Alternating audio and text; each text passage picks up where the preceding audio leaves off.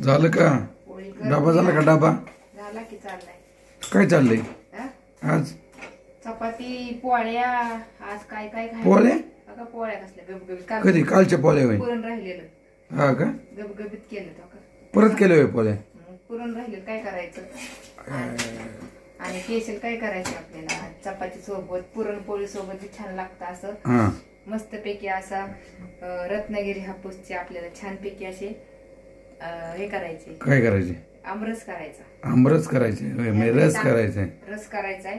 दूध टाकायचे, साखर टाकायचे, पटकन मिक्सरला फिरवायचे. बघा आमरस कसा होते. बर. झट आणि पट. आणि ह्याला एवढंच होईल?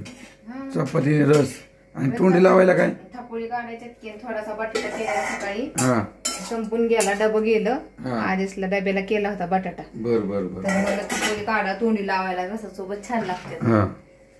तर घ्या मग रस काढून घ्या पटापट. मग काय आहे का नाही?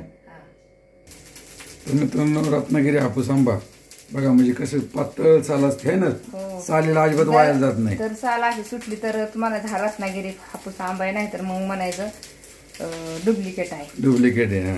अशी साल निघली पाहिजे. पूर्णपणे साल निघते आणि वायाला पण जात नाही. कसलंच वायाला जात नाही. कसलं पूर्ण मास निघतं, गाभा निघतं. हो, असं निघलं पाहिजे.